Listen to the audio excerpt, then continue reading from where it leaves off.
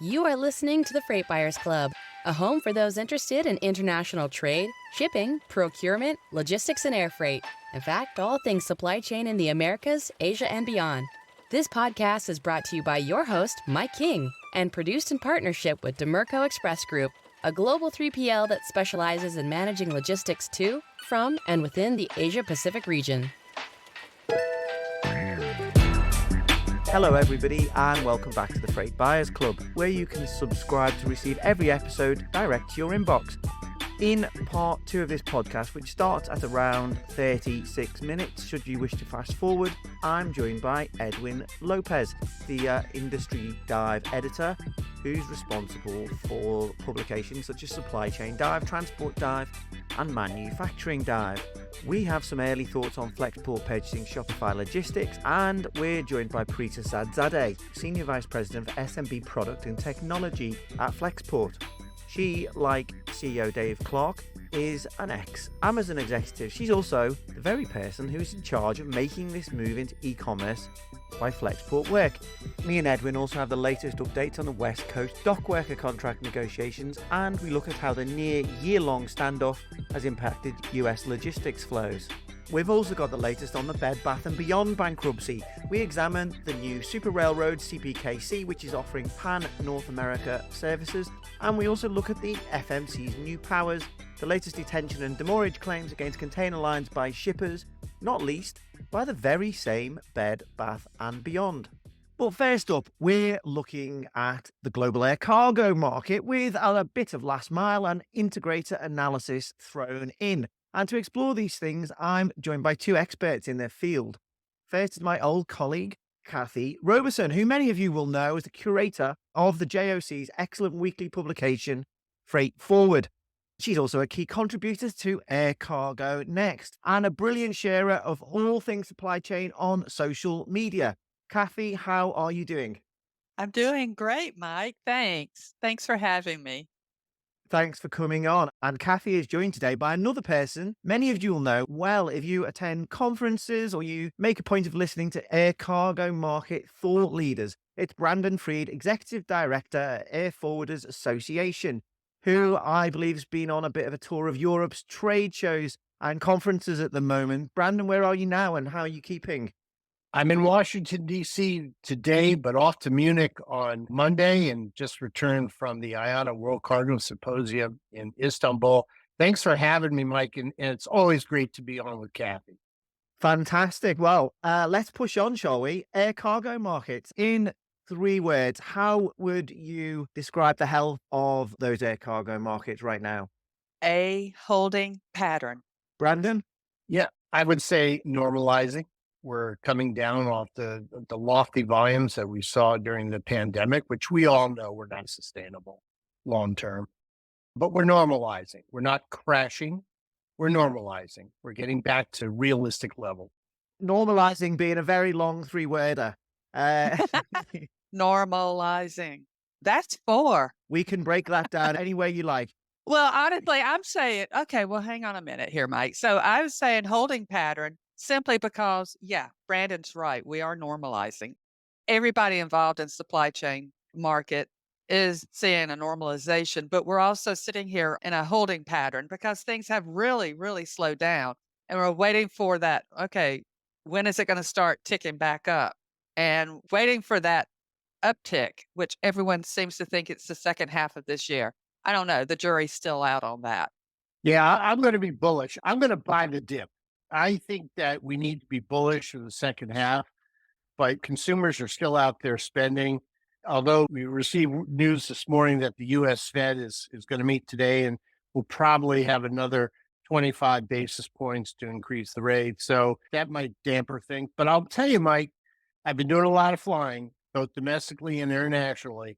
There's never an empty seat next to me. I mean, people are out there, they're spending, and they're in the stores too. Exactly. Right, Cathy? Not just the grocery stores. They're in the Walmarts. They're in the Macy's. It's across the board. Right.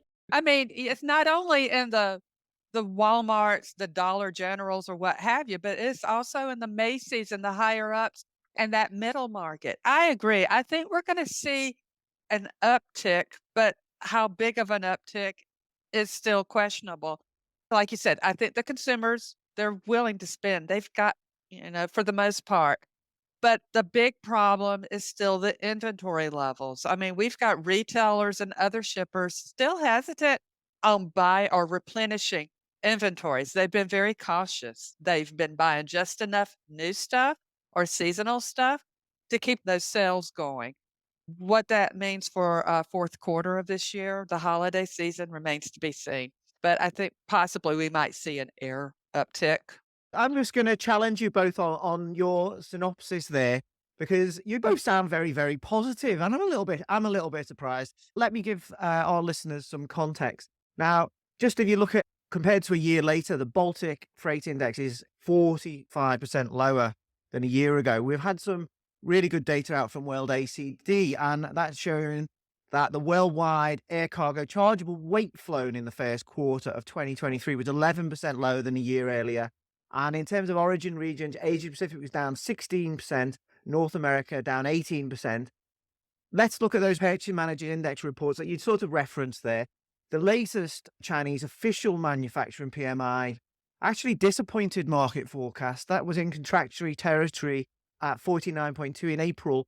And the new orders sub-index, which has always been quite a good bellwether for our industry, that was down to 48.8 last month from 53.6 in March. As you say, we've got inventories are still quite high. The shipping is more reliable. Pricing is a lot cheaper. Eurozone manufacturing production fell in April. We heard on the latest episode of this podcast that there was a US freight recession, and some economists are still predicting a full-blown US recession later this year. So where exactly is this optimism coming from, guys?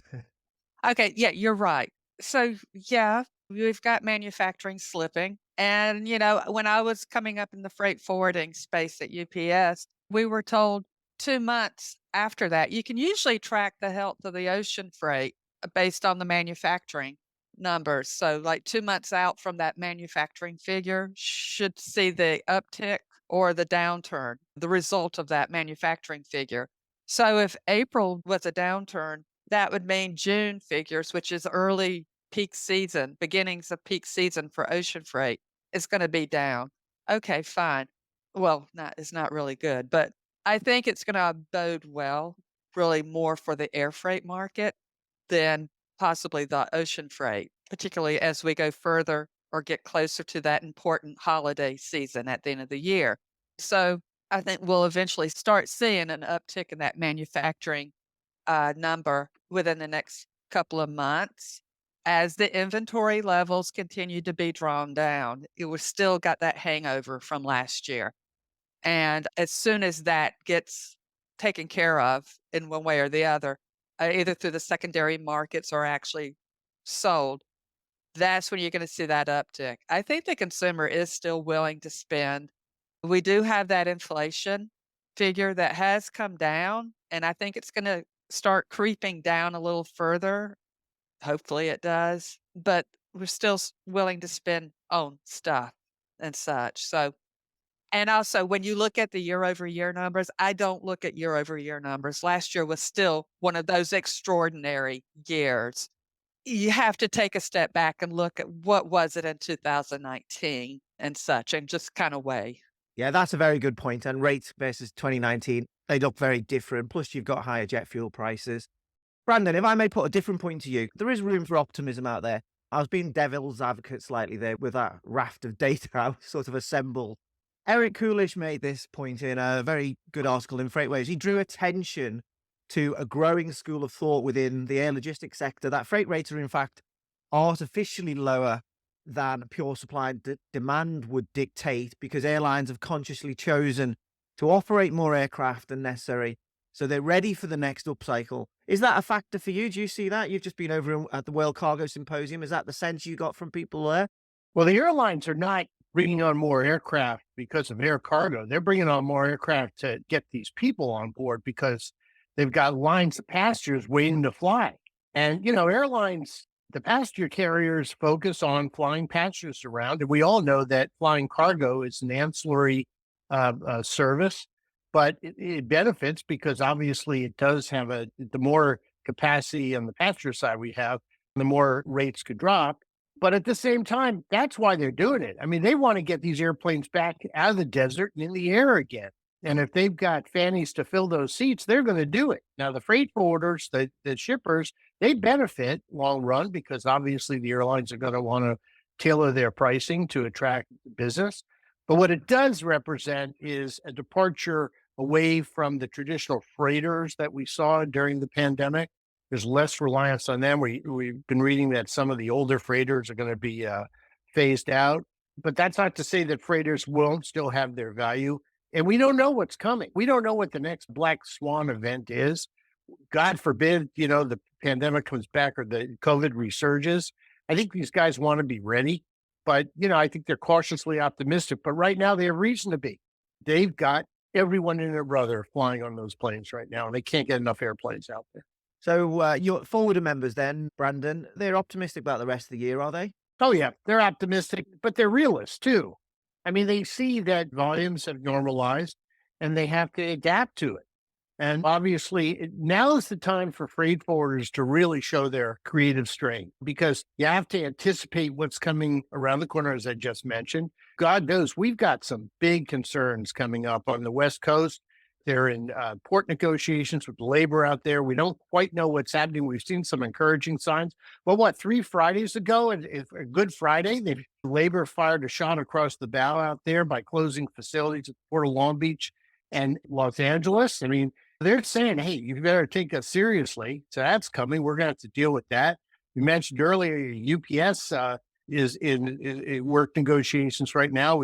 They'll probably work that out, but the reality is that's something coming. Thankfully, the Biden administration stepped in on the rail situation, got those workers back to work. So there's a lot going on. And that's where freight forwarders have got to be the creative problem solvers that we are. We got to be ready for it. Cathy, how are carriers and integrators setting up for the rest of the year? Well, I know with the integrators, particularly UPS and FedEx, the volumes have been on a decline after reaching record highs during the pandemic period. They're having to match their network with the lower volumes. So they do expect an uptick in that second half of the year as far as volumes, but nowhere near what it was just a couple of years ago. So what they're doing is they're reducing those block hours for the air. They're actually shutting down. UPS actually said on their earnings call last week, the first quarter earnings, that they're actually shutting down some of their sorting facilities to drive more volumes to their more automated, larger hubs. And we're seeing this again with FedEx. There's a lot of cost cutting going on, not only from them, but also UPS. But we hear more about the FedEx situation. So FedEx is shutting down facilities. They're grounding planes and such as that as well. What exactly is going on at FedEx, Cathy? Can you tell me? They're trying to find $6 billion of cost savings, right? This is going to result in a huge company-wide reorganization. Loads of offices are going to be closed. We'll be seeing less flights, maybe less contractors on the ground side. Go on, please explain that song and verse. Well, those are good questions. A lot of people still have those questions even after FedEx had a special call back in April to go over this whole cost cutting plan that they have. But yeah, so originally how they were set up, it was very siloed. You had the FedEx Ground, you had FedEx Express, and you had FedEx Freight. They operated in each of those silos, and they didn't really talk to each other very much. And that was a problem, of course, because at UPS, everyone talks to each other. Ground talks to air talks to whomever, and so on. UPS is more agile. FedEx wasn't agile. So back in 2020, they did start this process of trying to cut cost, have FedEx Express, FedEx Ground working together, with Ground making a lot of the deliveries on behalf of FedEx Express because Ground is not unionized. FedEx Express is. It's a higher cost. And then the pandemic hit, and that all kind of went out the window as they had to address higher demand. Well, now they're back at it, and it has been very painful because FedEx has accrued a good bit of cost during the pandemic as well. They've invested in automating facilities. They've had to increase wages, hire more people, and so on. So this has been a painful situation. and that, yes, they are grounding planes because they don't need them right now because the volumes aren't there. They are basically matching their network to a lower level of volume. More stuff is going to be transported on ground, meaning trucks, meaning vans, and so on, less in the air, which is going to be interesting. Now, yeah, ground is being merged into express. That's the big question. How is that going to work? Nobody really knows for sure. They seem to think they do. They know, but they're not sharing it with us, the public. So is ground going to make all the deliveries for FedEx Express? We're not sure. They said it was going to be more of a hybrid solution. We'll see. Don't forget about those pilots, Cathy. Oh, no. How can I forget the pilots? So while all of this is going on, we have a contract negotiation that's been going on since 2021 with the pilots, FedEx and the FedEx pilots. And they've been going back and forth. And now there's a ballot out for the pilots. They're voting on a strike authorization. That doesn't mean they're going to go out on strike. That just means that they can call a strike once they've jumped through all the hoops. And this is going to be interesting. This is very interesting to watch because FedEx is classified under the Rail Labor Act. Yeah, the railroad labor. Railroad, and UPS is under the another The other one. The other one. the other The other one. classification. Yeah, two different arrangements. This has always pissed UPS off because they always said we offer the same solutions, and they've always said that with FedEx be under the RLA that they get preferential treatment basically from the government. It's harder to go on strike under RLA regulations versus what UPS is under. And so UPS has filed complaints after complaints. Well, now there is a potential likelihood that they could file another complaint and have FedEx reclassified since they're pushing more volume onto the ground. But no, the pilots, bless them, they are fighting. They want higher pay, better working conditions, and so on and so forth. If I could say, we're seeing this at the airlines too. I mean, these pilots, they want their piece of the pie. They've seen all these outrageously high profit numbers. They want their piece of the pie. We're seeing it on the airline side. American just voted Exactly. their pilots voted to strike. Same kind of situation. And you remember all the publicity during the pandemic with the FedEx pilots having to wait in Hong Kong. I mean, they were quarantined before they can go back to flying and such. So, yeah, they remember all of this and they want their dues, basically. Brandon, can I just put something to you? Labor-related issues, is this now the potential big disruptor in this post-pandemic world? And I'd suggest a couple of things there. We've talked about pilots seeking better conditions, better pay. You mentioned earlier there's the ILWU West Coast dock workers dispute that's been casting this shadow over US supply chains, and it's got global implications for container shipping flows, which I'll be discussing in the part 2 of this podcast, actually, with Edwin Lopez at Industry Dive. But on the other side, we've heard there's been some very high profile cutbacks of labor by the likes of Amazon, by integrators, by even possibly some of your own members of the digital side have been quite high profile, I would say, Brandon. Is this one of the big unknowns? We're saying that there's going to be a pickup later in the year, but people don't really know, and we're seeing this in their labor strategies to a degree. Yeah, well, labor has been an issue throughout the pandemic, as we all know, especially on the cargo handling side. As far as those companies that are cutting back on their tech talent, that's not the first time we've seen this. I mean, we've seen tech waves where they'll hire a lot of skilled workers that understand computer automation, then they'll just cut back, and that's not unusual. What we are seeing is, you mentioned earlier, we had talked about that port labor situation could be an issue, but we're also seeing it at the airport. It's still difficult for these ground handlers to get the requisite labor they need to handle the freight, where we still have trucks waiting in line for 2.5 hours at the major gateways. And the ground handlers tell me it's because of labor. They just can't attract workers at that wage level who are willing to wait 3, 4, sometimes 5 weeks to get a security credential to be able to work at the airport. That's a big concern. And so I think in general, I find this labor situation fascinating. There's really no more government assistance that was offered during the pandemic. Yet employers are still having trouble filling their labor roles. And it's not just our industry, it's other industries as well. Labor is continuing to be a challenge. I'm wondering how these people can survive without working, but maybe they're elsewhere. I just don't know. We ask, what are these people doing? There's more options for them. Yeah. I mean, a lot of them are like turning to reselling on some of these online marketplaces or starting their own business. I think I read last year there was a number, it was almost a record number of small businesses starting up. So I think the number of small businesses are steadily rising. But again, also the failure rate is pretty high too. And Cathy, I think our industry needs to do a better job at promoting itself to the labor force, to our value. I agree. Right. We're a fascinating industry. And if it wasn't for the pandemic, we would have no street cred. I mean, now people know what logistics is. They know the value of freight forwarding. They know what, I don't stop cocktail party conversation anymore when I tell them I'm in the freight forwarding business because people understand what it Exactly. is. So we got to do a better job of promoting ourselves as a viable career choice. Oh, I've got a story for you there on that front then, because we do hear about these labor shortages, and I've been going to these conferences for over 20 years now, and people are saying, oh, we've got to do more to attract people to our industry. Now, I recently tried and failed to get my 17-year-old son, who actually does find our industry interesting even before the pandemic.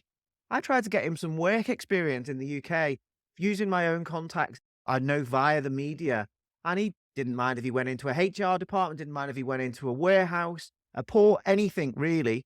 And I got zero responses to my request, mostly because it seemed the HR departments had just never been asked the question, can someone come into your office and see what your industry's like for a few days? So he's going into his friend's dad's IT business where he's going to do something to do with IT instead of learning about this wonderful industry of ours.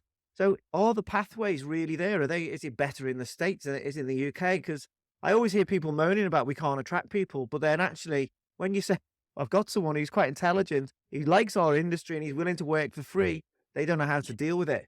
I would tell you from a forwarding perspective, I think forwarders right now are just cautious. They don't want to make any significant moves and they can't afford to dabble. They want to make sure that the labor that they hire is in fact skilled and capable of producing a sufficient return on investment. During the pandemic, when you want anybody that was warm and had a heartbeat was welcome to come and work, things have changed a little bit. That's not to say that skilled labor and qualified labor is still not a challenge for these companies, but they can't dabble right now. But where's the outreach to young students, to people who are going to graduate soon or postgraduates? I don't see that in the UK. Are those pathways available in the US? Yeah, well, we got to depend on the trade associations to promote that within the industry. And over in Europe, I've seen that they have these apprenticeship programs, and that's how you mold and train the next generation. It concerns me here in the States that I don't see as much of a backbench of the next generation coming up in freight forwarding as I'd like to. I see a lot of older people, and I always ask what's going to happen when they phase out. So, again, I go back to what I said earlier. We have to do a better job, and companies have to see that and say, listen, we need to start nurturing talent at a younger part of their lives, and so that we've got that backbench ready to go. Work to do. I know with the Reverse Logistics Association, and I work with them as a research manager, we connect with a lot of universities that offer the supply chain educational tracks, and we work with them in regards to various projects, research projects we've got going on.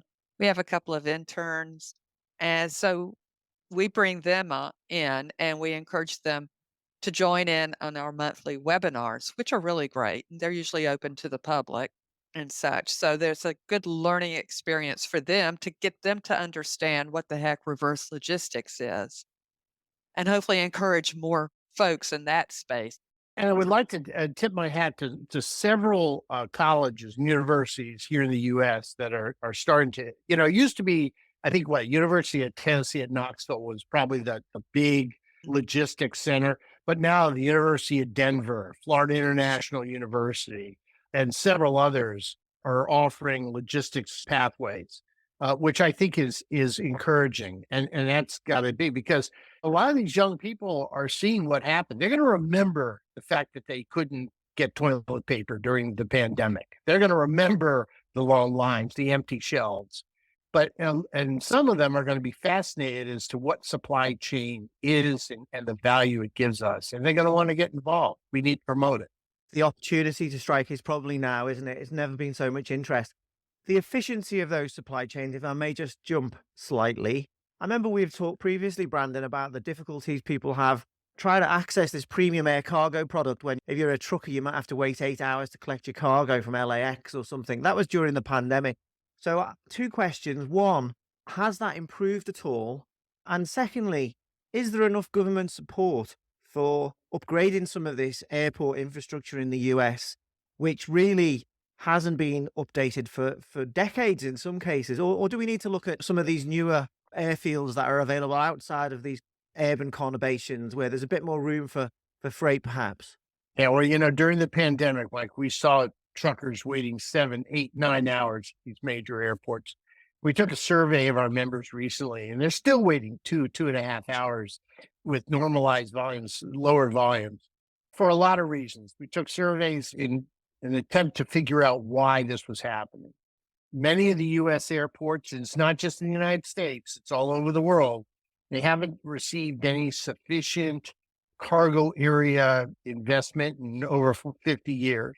And the most recent infrastructure law that was passed here in the U.S., the airports want $115 billion for improvements. They get $25 billion. And I don't know about you, but $25 billion, I guarantee you they're not going to spend it in the cargo area. They're going to spend it on shiny railings and passenger facilities, which they rightfully should do because, airports are focused on passengers. But the reality is that we need better infrastructure in these areas. We need automation so that you get some organization in queuing these drivers. We need better credentialing mechanisms. So what we've done at the Airforwarders Association is we've gone and partnered with the National Customs Brokers and Forwarders Association of America. And we are lobbying Congress right now. We've got AFA has lobbyists up there and NCBFA has a team of lobbyists as well. And we're approaching the House and Senate air cargo caucuses to get money for this purpose, to improve the cargo areas. But I think it starts with education. Most people don't understand that there's freight flying in the bellies of passenger planes. And it's like half of the freight. And they don't understand the repercussions of that stopping and being delayed. Of course, you mentioned it earlier, like we can't waste time. We sell time for a living. And so every minute counts. And because our medical supplies, our factory that are down, people need air freight for a reason. That's why it costs a premium. So we're working now. Our hope is to attach this request into one of the 13 appropriations bills in this Congress. And then, of course, we're also going to look to the FAA reauthorization bill for a General Accountability Office study focusing on the issues so that people can start learning that this exists. Big concern. Where does security fit into all this as well? I know this was something you spoke about at the World Cargo Symposium, the alignment of global cargo security programs. And you're also working with the US Transportation Security Administration on a roadmap for security. How is this fitting in with making this air cargo supply chain more efficient? Why is this important? Well, obviously, it's a good point because I said last week in Istanbul that when you don't have alignment of security regulations between countries, you have confusion. So we have to align our security protocols. And here we're in the United States, we're enhancing all cargo aircraft security through the TSA is instituting some rules. There's a big deadline coming up in October. And understanding and having clarity and making sure TSA understands some of the challenges and implementing those rules is essential. We had a big meeting in Miami week before last with TSA leadership and attendants, just focusing on the challenges that we face going ahead. But I think that we are actively involved in our engagement with the Transportation Security Administration. We hold a seat on the Aviation Security Advisory Committee, and we are helping TSA with its air cargo roadmap that they've come up with. They have voluntold me to lead a group basically that is mapping out the air cargo supply chain. And you might think that's easy. It's fraught with complexity. We've got 10 very skilled, knowledgeable people from all walks. We got UPS, we got FedEx, we got airlines, we have forwarders, and we're all pulling our hair out. Anyway, so but the point is that we have to stay actively engaged. And when we work with other countries, their rule can't radically different from ours because that's a vulnerability. We can't have that. Thank you very much. I've got a quick question for you both just to finish up here. You were both pretty optimistic for a Q4 peak season.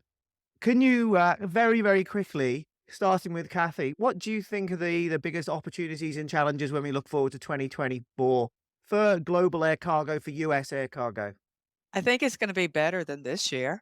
At least I hope so. I hope so. I mean, yeah, I do think we're going to see some improvements in the second half of the year, but I don't think they're going to be super major improvements. But for 2024, yeah, I would like to see and I expect improvements in not only air, but also ocean freight demand. I'm still a proponent, still a believer in globalization. I think it's here to stay. We're going to see a little, we're going to see some regionalization mixed in with it. It's just that whole globalization is going to be different. So the trade lanes, I think, are going to be shifting.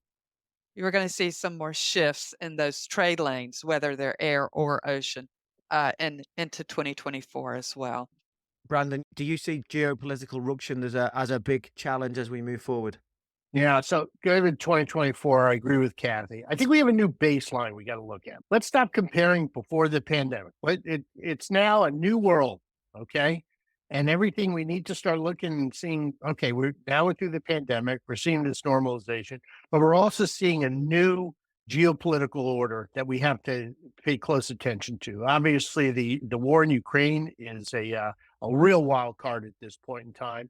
China and Taiwan, that's also a wild card, and as will the U.S.'s reaction to what's going on. Rising costs in China, rising labor costs, that economy is starting to flourish. Heck, there are even Chinese manufacturing companies that are getting out of China and relocating to other parts of Asia. And as Cathy, I think rightfully said, you're going to see regionalizing of supply chains. And here in the U.S., they passed the CHIPS Act and that other one that are focused on bringing more manufacturing back into the United States. So we're seeing a whole different political structure out there that's going to be interesting, and it'll have a significant impact on supply chains. I think if I may add to that, I think one of the biggest lessons a lot of shippers learned during the pandemic was we can't put all of our eggs into the Chinese basket per se. And they are diversifying, and that's where you're seeing this regionalization, this shift in globalization, however you want to say it. So you're seeing they're still keeping some of their Chinese suppliers, but they're adding suppliers elsewhere in Asia, Europe, and so on. That whole just in case situation, so they don't get caught with their pants down, not knowing, oh, I need another supplier or such. You mentioned, Brandon, how some Chinese suppliers are moving into other Asian countries. They're also shifting over to Mexico as well. Good many of them are opening up facilities there because they are seeing that interest in that whole North America trade route. Yep. And Peru, South America. Yep. Yep. Colombia. Yeah. Absolutely. Yeah. And by the way, this manufacturing shift away from China takes time. Yes. And last time I looked, Walmart is still importing a lot of containers out of China. Target is too. So Yeah. So I'm just hoping that sensible political heads prevail here and people realize that fighting with each other is bad for business. I mean, I think Russia has seen that with Ukraine. I mean, they're a pariah in a lot of places in this world. I'm sure the Chinese don't want that. It's bad for business and long term. And so I think that's gonna we'll see. But that's what we're looking at for 2024. and not to mention 2024 is an election year as well. So it could be a big toss up of how we proceed as a country. Yeah, as long as we're getting political, I think the Biden administration has got to get the inflation thing under control. Definitely. right? I mean, I just think voters are tolerant for a lot of stuff, but they are intolerant when the economy is when their grocery bills and their fuel bills are in the stratosphere. When it hits the consumer's pocketbook, yeah, definitely. And I would say that's not just true in the States, that's true right across Europe where there's a load of other elections happening as well. Thank you, guys. Next up, I'm getting, amongst other things, an update from Edwin Lopez, managing editor at Industry Dive and the overseer of a bunch of dive titles on progress in those West Coast dock worker negotiations we mentioned today. And that have caused so many US logistics disruptions over the past year or so. But for now, Brandon Freed, Cathy Roberson, thanks for joining me today on the Freight Buyers podcast. Well, it's always a pleasure to join you, Mike, and of course, Cathy. And thank you so much, Mike. I really appreciate being on the podcast. And Brandon, thank you for the kind words.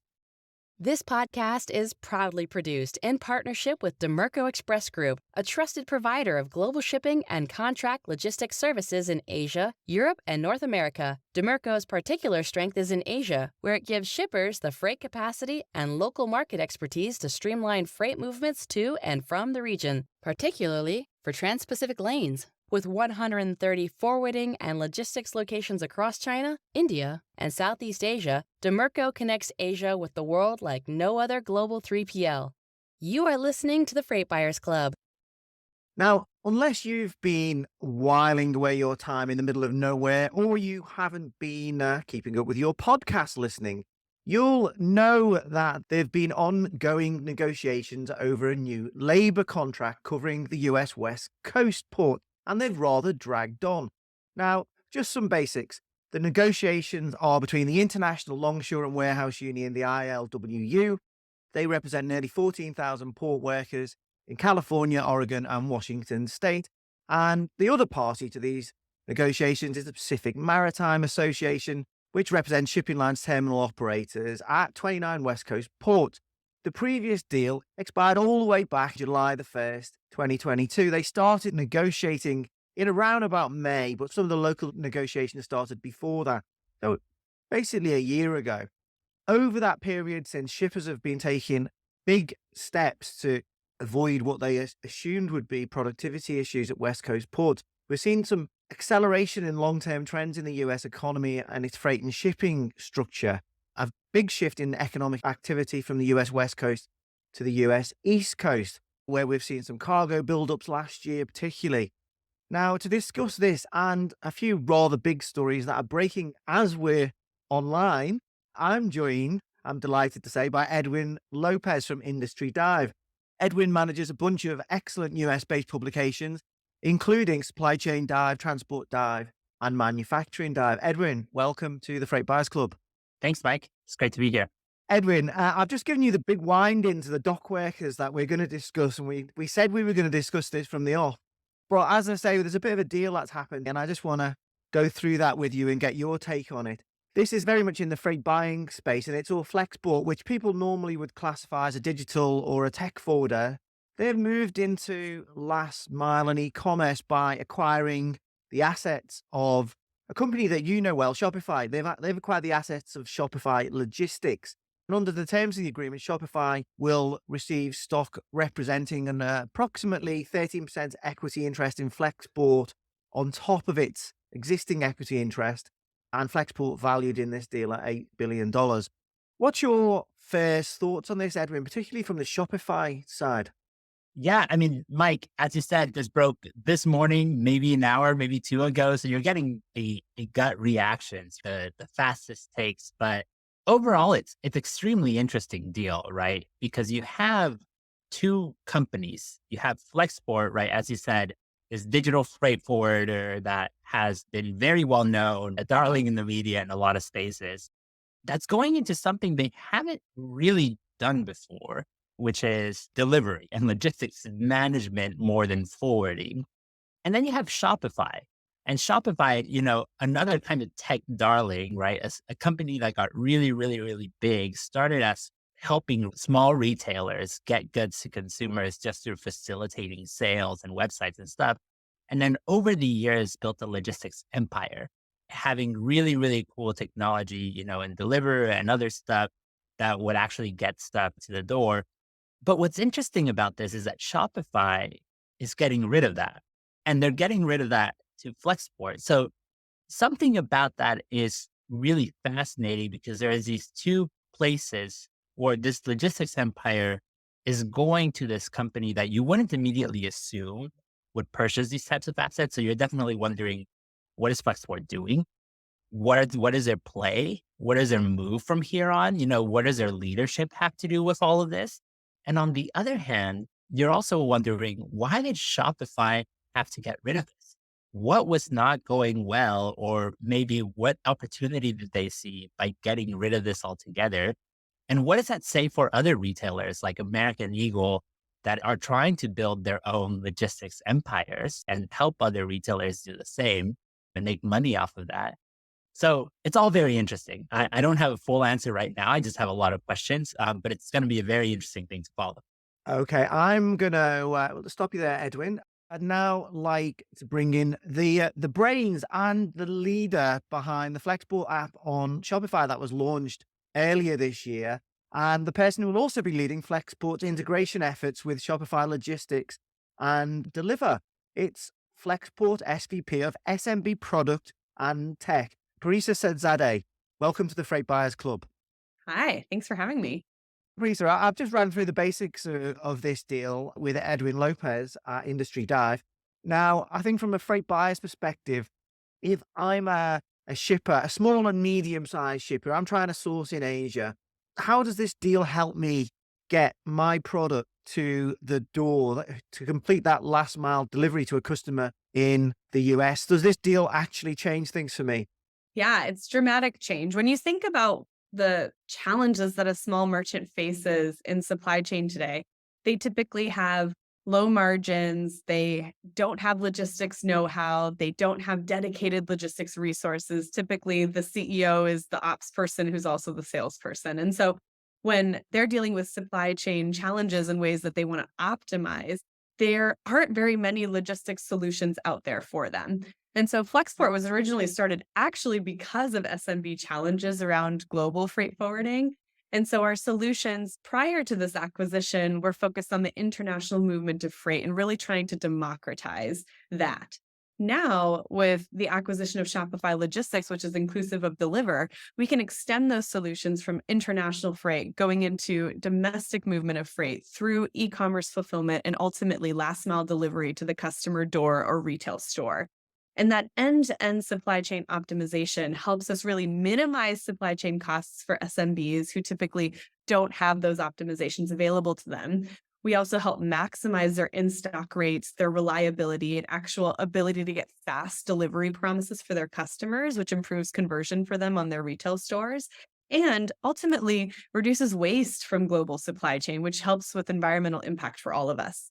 What sort of physical assets has this delivered to you that allows you to then handle this bigger and vaster array of parcels, everything from parcels to large freight? Obviously, you're a freight forwarder initially. You're entering an entirely new realm here. What have you got now that allows you to say that you can do this?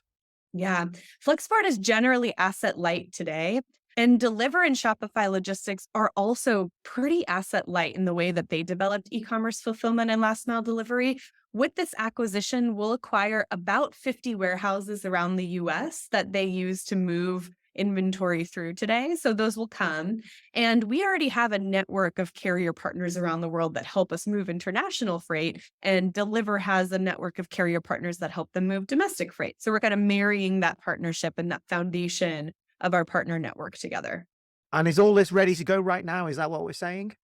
We are open for business. So Flexport today is open globally. Deliver operates in the US and Canada today. And so that's where we'll start when it comes to the e-commerce fulfillment and last mile portions of the supply chain. However, our goal is to rapidly develop this across the globe. So what's the strategy for last mile then outside of the US? Can you tell me more on that? Are we going to see more acquisitions or deals like this? I can't speculate on the future, but I can say that Deliver's got a pretty vast network for how they're serving components like Shop Promise and getting 2 to 3 day delivery promises across e-commerce marketplaces today. And our goal is to continue to extend that beyond the US as quickly as possible. And Parisa, you obviously this is probably the biggest deal that your new CEO, Dave Clark, who's ex-Amazon, has done. It's a big shift in direction.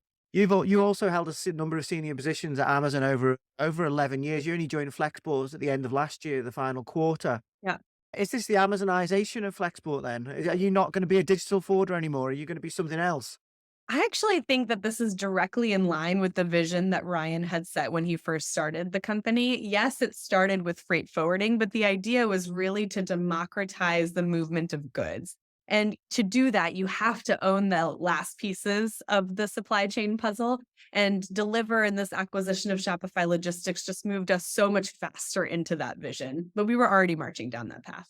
So do you see the likes of UPS and Amazon and DHL and FedEx? Are they now your competitors with this move? We don't consider us as competitors. What we think of is that we could be great partners for all of these kinds of people. We love marrying people who move things with people who need things moved. And so when it comes to UPS and other types of carriers around the world, we want those partnerships. We need their help. In terms of Amazon and other people who offer solutions to sellers, we think Amazon's offerings are great. FBA, Prime Delivery Badging, those are all awesome customer offerings. And our goal is to invest in the end-to-end supply chain and hopefully one day partner with companies like Amazon in delivering more solutions to their sellers. So you're going to get along with everybody then? That's the goal. Parisa Sadrzadeh, thanks for joining me on the Freight Buyers Club today. Thanks so much. So, Edwin, heard very briefly there from Parisa. Do you think that there really is the desire out there, particularly these small and medium-sized shippers that this deal seems to be aimed at least from Flexport side? Is there really that need for those companies? Is there enough of them out there that are importing or that haven't got that online presence and are really might benefit from this deal? I think so, absolutely. I mean, if you're in the logistics space or if you've ever had to move a good or know someone that has to move a good, this is really complex stuff. And when you look at the profile of that small retailer, these are the people selling on Etsy. These are the people that are starting their business. These are the people that don't maybe have one or two people working with them, don't always have the payroll to have a logistics manager on staff. And to navigate the complexities of the world, the risks, right, that come with bringing stuff in internationally, but also nationally, right, to get stuff from your store or your house often all the way to the end consumer and be able to offer that service, that's tough. And so there's definitely a growing number of small and medium businesses. So we'll see what happens, but I'm very interested. Thanks for your early take on that story, Edwin. Let's go back to what we actually said we would talk about, which is ILWU PMA negotiations. This is the West Coast Dockers dispute that's been dragging on almost a year. And you've been covering it right through that period.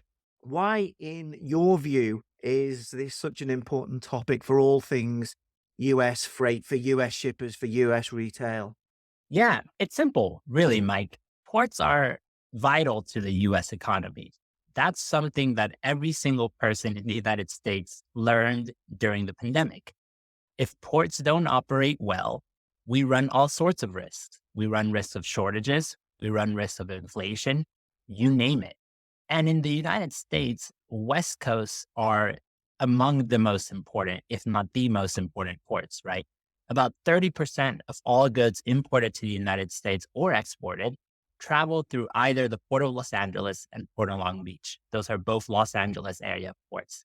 So if something goes wrong in that area, you could extrapolate that a significant part of our entire economy is at risk. And here's the thing, and this is why people are watching these contract negotiations right now so closely. Things have gone wrong before. And they've gone wrong because of these negotiations. And that's very explicit and it's clear to everybody. Let me give you a few examples, right? 20 years ago in 2002, there was a 10-day shutdown of the ports due to a contract dispute. I'm told, I wasn't covering back then, but I'm told it took 3 months for the ports to kind of get back to normal after just 10 days of disruption. Less than 10 years ago, in 2015, the White House had to get involved after months of slowdowns at the ports that started to hurt the economy. And that's why they kind of went in and said, all right, let's make sure that we get to the table and get a deal done. So looking at these two examples, 20 years ago, 10 years ago, that's a recent memory. You can understand why shippers look at this now and say, well, what will happen this time? And how do I protect myself? I think, yeah, I did cover some of those stories, but it goes back an awful lot longer than that. I did a Lodestar podcast on this, actually, a deep dive, which I'll maybe add to the show notes, which details what a big factor this has been in US logistics, but particularly when that 2015 dispute. I mean, everybody who was around at that point and there was moving cargo, they knew what was potentially coming. And that's why we've seen this big shift. So if I might narrow it down slightly, you mentioned the port, we can also talk about real estate as well. Who's the big winners and losers in all this? Yeah, I think that's a very complicated answer, right? I think definitely the West Coast ports are nervous. They definitely feel like they're getting the short end of the stick. And they definitely feel like they're at risk and they might be losing volume and permanently, potentially, definitely temporarily to competitors, really, other ports in the United States, other ports in Canada, and potentially even in Mexico. We recently did a story, right, where we looked into it. And the reason this is so complicated is because while you can hear that anecdotally, people are saying, hey, I'm going to not move stuff through the West Coast. I'm going to send my shipment to the East Coast instead. When you look at the data, you actually find a lot of other things are going on. The first thing I would say is we had record volumes during the pandemic. And so you could say that, yeah, some cargo is moving, but most ports in the United States had a significantly larger amount of cargo that they had to handle during the pandemic. So everyone's winning is the first thing I would say, right? Demand will continue to go up over years. And ports are trying to prepare for that, whether that's the West Coast or the East Coast. The second thing, though, that was really interesting, and Descartes Systems did an analysis of this, which we reported out, which is that if you look at the cargo that was actually diverted, that should have gone to the West Coast, but didn't, at least in the last quarter, most of that actually went to the Gulf Coast ports. And if you look at the real estate data, and if you look at the general import data across all ports, not just the top 9, you're starting to find that there are a lot of small ports, or smaller ports, I should say, like the Port Houston, like Port Mobile, like the ports in Tampa Bay in Florida. They're all getting a lot more volume than they used to. And definitely some of that has to do with these fear, because if you're going to divert cargo, you're not going to take it all the way to the East Coast all the time, because then you have to truck it cross country if you're trying to get to Arizona. It's a lot easier. It's a lot faster to send it to Houston and then truck that to Arizona, right? That's a lot more feasible in logistics. And so definitely the Gulf Coast ports are big winners. And the last thing I would add here is another really interesting dynamic is, and part of why it's so complicated is this is also related to what we saw in 2021, the congestion. And some of this congestion actually led people to divert cargo, not just from the West Coast ports, but people also kind of started to avoid the big ports in general. Port Houston saw a lot of congestion. New York and New Jersey saw a lot of congestion. Savannah saw a lot of congestion, right? And so you're starting to see things where these smaller ports near those areas that are important started to get a lot of volume too. There's a small port north of Los Angeles, Port Guanemi. I did not say that right, but that port got a lot of volume, right? Port Freeport, just south of Houston, got a lot of volume as well. And so, yeah, very interesting. Lots of winners, small ports, Gulf Coast ports, and some East Coast ports as well, one big through all of this. I mean, I've interviewed a few people about this, Edwin, and they've said that this is part of a longer term trend where economic activity has shifted away from that West Coast for various reasons. But I guess the big question is, does that cargo move back if there's a resolution? Now, there was reports about a breakthrough in negotiations. Now, the press releases I saw on that from the ILW didn't really say a hell of a lot. Do we know where we're up to on this? There's not a deal at the moment, that's for sure. What's outstanding? Do we know? Is it manning? Is it wages? Is it pensions? Is it automation? And do we have any sort of timeline on what happens next? Yeah, you said it yourself. Not too much publicly. The Pacific Maritime Association and the International Longshore and Warehouse Union, the two sides that are negotiating this contract, actually have agreed to not say anything to the media. And so everything that we're hearing and getting is through other means. But here is what we know so far. And as far as I understand, these two sides actually went out of their way to give information before the negotiation started. So you can actually pull a lot from that. And what we know so far is there's a lot of issues on the table. And we know some of them have agreements so far, but they're still working through several others. So here's what's on the table: wages, benefits, safety, training, right? Those are the classics that you can expect out of any working agreement. And then there's others, which are less classic, but definitely have been on the table for the last 20 years. Things like that focus a lot more on where ports are today and how did they prepare for the future. These are topics like automation and how that will affect US terminals, their equipment, and more importantly, their jobs. That's on the table. How does that affect sustainability efforts, right? And how important is that to these negotiations? That's on the table. And so far, what we know is the two sides have put out a few press releases with updates on all of this. In July of 2022, last year, they said with certainty, one of these issues has been resolved: the maintenance of health benefits. Great. That's one of many, right? But one thing has 100% been resolved. And then just last month, on an early April morning, the Longshore Union said more deals had been reached on, and I quote, certain key issues.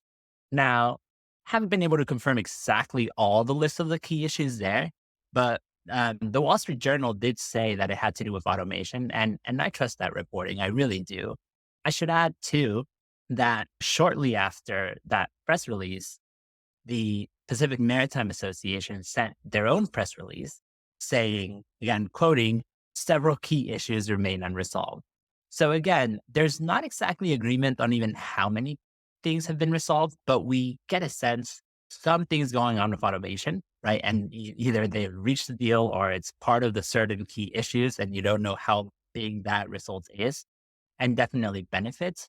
But again, there's a lot of other things that we don't know if it's been resolved. We don't know if they'll give us 100% clarity, but you get the sense from kind of hearing how they communicate, from the signals they've been sending, that everyone's hopeful that things are progressing.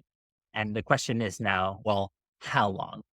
And the answer to that is, who knows? It could be any day now, or it could be months. I was going to say watch this space, but I mean, you could be watching for quite some time. If you think you put it in terms of what's left on the table, this is a big table with a lot of things still left on it, right? There might be a bit of automation taken off. We think no one I know has actually nailed down exactly what has been resolved. What does seem to have happened is that these productivity slowdowns, there's very much local chapters of the ILWU, people not turning up for at lunch times or being funny with breaks, that seems to have gone away. So productivity seems to have improved for now. But if you're betting on where you're going to ship your cargo to, that's probably not quite good enough if you're making plans. And most people have already made plans for the rest of 2023 anyway. We're right in the middle of the Trans-Pacific contracting season. Let's just pivot slightly there, Edwin, if we might, because you did mention there when you were chatting away about Mexico and that being somewhere that had maybe benefited from this impasse on the West Coast. And we've raised this topic a bit on this podcast previously. Geopolitics is also pushing people to find non-China alternatives, and Mexico is one of the winners in that particular game. And I want to bring in a particular railroad story. Now, this is the formation of CPKC, which is a railroad formed from the Canadian Pacific and Kansas City Southern Railroads. This was given regulatory approval in March. It's got a 20,000-mile network. What's interesting to me is this links the US, Canada, and Mexico, and I think this is a first, isn't it? Is this important in this general discussion about the efficiency of the US logistics network? Does this give people more options, possibly? Yeah, it's vitally important. I don't know if I would say it will have that much of an effect on the efficiency of the network. I think if you look at the long history of railroads, the people that are in the railroads, some of them might argue that consolidation doesn't always lead to more efficiency. Nonetheless, I think the signal it sends is pretty strong. And I want to be candid about this, is that this started far before all of these long, short talks, right? It's not directly related. it's not just about nearshoring or reshoring or China plus plus. What we're really seeing is greater integration between the United States, Canada, and Mexico that started with that renegotiation of NAFTA into the US Mexico Canada agreement. You're seeing, because of that, a lot of projections about increased demand. You're seeing a lot of collaboration between US Commerce Department and Mexico's Commerce Department to try and bring more investment into Mexico, right? There's a clear position across the three countries, US, Mexico, and Canada, that when one country wins, all three countries wins, versus a more competitive approach that might have been the case in previous decades. Or previous administrations, perhaps. Well, I don't know, but perhaps, right? I would say a lot of the growth in Mexico also came during the Trump years. And so it's not necessarily, a zero-sum game in that all three countries really have been working after the deal got signed and all the bickering ended. And so what I would say here is CPKC, yes, it promises to be transformative, not just because of what they are doing, but because what it says about that confidence in this North American logistics network and the need for that to be integrated. What it says about the investment that will come as a result of having a clear rail corridor, not just from CPKC, but also on the other side, you've got CN tying up with Union Pacific and the company that runs Ferromex, Grupo Mexico. And so they're tying up together and having a similar corridor. So you're about to see a lot of the manufacturing infrastructure and logistics infrastructure that already exists in Mexico likely to get even more investment, because now shippers know, hey, when I put a plant there, when I contract a supplier there, I know that there's a network ready for me to bring stuff into the United States and all the way up to Canada. And I don't have to work with 3 different carriers to make that happen. I can just call one. So yeah, promises to be very transformative. And I guess, the people always say to me, cargo tends to find its way very much like water finds its way. If you've got an automated port without a union risk, cargo might find its way to that port a bit more often than it finds its way to somewhere where there's more risk. Would that be a fair way to put it? Yeah, I would say so. I'm not sure how much Mexico has benefited, to be candid, right? From that. The reality is Mexico's seaports on the west are still fairly small. That said, there's tiny ports benefiting in the United States. I could see that happening. But definitely prior to all of this, prior to the pandemic even, you were actually seeing a lot of cargo move from the United States to Canada, to places like Vancouver. And that was very much a through line of that, right? Which is to say, Canada that port works well. It works better, it works faster. Their railroads are well integrated. These are things that logistics managers do think about. How much risk, how efficient are these systems, and how quickly and how safely can I make sure I get my cargo, not just today, but a year from now. Yeah, and I think anyone who's been sad enough like me to have followed things like terminal crane move productivity and things, the US tends not to feature very highly on many of those sort of rankings. Anyway, let's look at another story if we could, Edwin, which I know you guys have been covering. Bed Bath & Beyond has filed for Chapter 11 bankruptcy protection. It's looking to close 475 of its remaining brick and mortar stores. This feels, as I think you guys have covered, it's a bit like the Toys R Us closure in 2017. What are you expecting to happen next?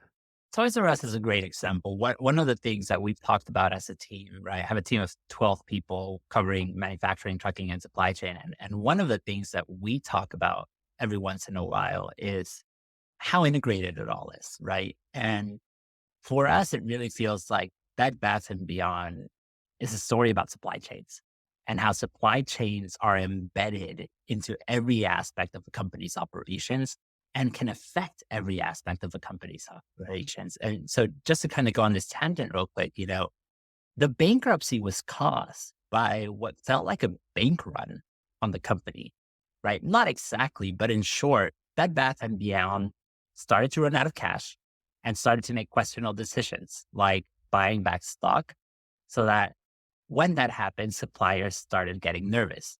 And when suppliers get nervous, they can do things if they're important to the company, like tighten their payment terms to make sure they get their cash quickly after goods are delivered in the event that things go wrong. Well, as we all know, things did go wrong.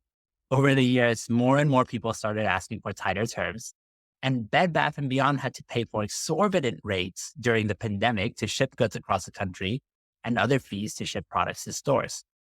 All the while they were doing this, they had to keep their stores open and operating and have those fixed expenses going, right? And all of that contributed to the bankruptcy. All of this to say is from shipping to trucking to supplier payments, every aspect of the supply chain had a role in this. And so what's next here, it's pretty simple, right? When you do a bankruptcy, a company has a set timeline they have to follow that they agree with their lenders. In Bed Bath & Beyond case, they have to auction assets they're trying to sell. That auction is set for June 2nd. Sometime after that, maybe a month or two after that, they're going to have to complete their going out of business sales at stores, right? So go to Bed Bath & Beyond. If you're trying to buy something, they're going to have good sales. And then around that same time, they have to file a plan, right? If they wanted to reorganize. But everything we've heard so far indicates that's not what they want. They want to liquidate. They want to go out of business, get out, sell everything, and go. And so Bed Bath & Beyond will be no more likely. We'll see. Kind of as the months unfold, something might change. Something could always change. But it really is an interesting story. It's really obviously related to this because it's about Bed Bath & Beyond, but as well as filing for bankruptcy, they've also filed a complaint against Orient Overseas Container Line and OOCL Europe, one of their subsidiary sister companies, with the Federal Maritime Commission, and they're claiming they were exploited by OCL to the tune of more than $25 million in excess costs above its contracts and around $6.4 million in detention and demurrage fees. This isn't the only complaint against shipping lines that's currently with the FMC. And we're going to be hearing from FMC Commissioner Carl Bensel on some of these issues in the next episode of this podcast. But what's your take on this claim by Bed Bath & Beyond? And are you expecting more people to make claims against carriers? Is this something that you're covering? Yeah, it's absolutely something we're interested in. We've been following this for quite a while, just that shipper-carrier relationship, right? And there can always be tensions in that inherently. But when it rises to a claim, that's something different. That's another level. To answer your question, yes, I think more claims are going to follow. And there's a few reasons for that. First, in the summer of last year, there was a new law in the United States that passed called the Ocean Shipping Reform Act of 2022. And that law really opened the door to more enforcement from the Federal Maritime Commission, the commission that oversees disputes like these. That can include processing and accepting more claims. It also includes more staff, right, to potentially investigate, and figure out how they structure that. On May 3rd, for example, the Federal Maritime Commission announced that it had already facilitated $1 million in refunded fees through a program that was instigated from this law. That program makes it easier for shippers to make claims and to address claims. So they're not all going to be millions of dollars in claims. Some of these are smaller claims, but even that is faster, it's more effective, and they're already reaching milestones in how much is being adjudicated through that. Second reason here, there are already more cases like this on the docket. About a week prior to Bed Bath & Beyond making its case, another company, Samsung Electronics, served SM Line with a claim asking for reparations over detention and demurrage charges that they incurred in 2021. A similarity here, these are about costs incurred in 2021 that now shippers are looking at and saying, this was insane. There was a lot of this, how do I get some of that money back, particularly right now where they're trying to save costs and make revenue wherever they can. And it's not just shippers either. Trucking companies have also made major claims against shipping lines on issues like this about fees and unjust practices and detention and demurrage, with one recently winning a case against Hapag-Lloyd worth over $500,000. So yes, I expect more claims will come. The question is, will they succeed? And if they succeed, will they prompt changes to how shipping lines operate, to the rules that they set, to the fees that they charge, to the guarantees that they make? Or will this just be the new normal? where you live through an experience, right? You do litigation, and logistics litigation is just a field in and of itself, because now there's mechanisms to adjudicate some of these disputes. Just to wrap this up slightly, Edwin, a final thought from you. Well, this was true in Europe as well, but we'll look at the US. That's our focus here. The reason that we had all these detention demurrage charges, the reason why there was cargo stranded and people end up paying all these different charges, and the reason why we had OSRA and the FMC intervened was because of that crazy, crazy surge in cargo that we saw as a result of the pandemic and lockdowns. Now, most of those bottlenecks have now been removed. Detention and demurrage charges have fallen away. There's not loads being enforced at the moment. But let's say the economy recovers next year. Are there any lessons that have been learned from the pandemic and that surge? Or is the US logistics system, is it in a slightly better place to cope with surges, or is it going in that direction, do you think? That's a great question. Honestly, it's something I've been thinking about a lot. On a personal note, when you're a journalist watching these things, you cover a story for so long and so deeply and in such detail, and then it disappears. And then people just stop talking about it. And you wonder what's going to happen. And so the optimistic part of me says yes. I want to say yes. We will be in a better position, because I think we learned a lot from the pandemic, not just people in the business, but as a society. I think stakeholders in the supply chain saw how every bit of infrastructure that we rely on to move goods, whether that's ships, ports, warehouses, trucks, or even chassis, was fully occupied, fully utilized. And I know that seeing that, many people who genuinely care about solving problems came up with really interesting solutions that I expect will continue to be tested even after the pandemic. I mean, FedEx Logistics started selling space on their empty containers because there was not enough space, on the average shipping line. So they kind of started to do a little side hustle there. I saw companies like Lowe's and Big Lots starting to come up with new concepts for warehouses that allowed them to send goods to alternate locations, and then at the warehouse start rerouting them rather than send all the goods where they belonged in the first place, right? They call these pop-up warehouses, or I think one of them even called it like congestion bypass service, right? Or a warehouse, right? And so all of these things are solutions that came up that I don't think companies will forget. If this happens again, we'll be faster to kind of come up. And you also saw a massive injection of capital, both on the private sector, from regulators and venture capital, into some of these solutions that might help bring the next big thing. So somewhere in that, yes, I hope we're moving in the right direction. But the skeptic in me wonders if we're moving fast enough. Part of the reason that things got so bad so fast in the pandemic is that people had been talking about fixing the supply chain for a really, really, really long time. But it's really hard to get people on the same page about how, when, and where. I have a few examples, but I'll stop there. We'll see where this goes. I like your thesis that difficulty breeds innovation, and we did see a lot of that right through the pandemic. And I'm sure if we asked a few shippers, we say difficulties also bred a bit of profiteering. But I'll leave it there now. Edwin Lopez, thanks for joining me on the Freight Buyers Club today. Thanks for having me, Mike. We hope you enjoyed this episode of the Freight Buyers Club, produced in partnership with the Demerco Express Group. Please subscribe and follow on your platform of choice, or sign up for delivery to your inbox at thefreightbuyersclub.com. This podcast wouldn't have been possible without the fantastic editing of Karen Ball and Tom Matthews. And finally, thank you all for listening. The next episode will be with you soon.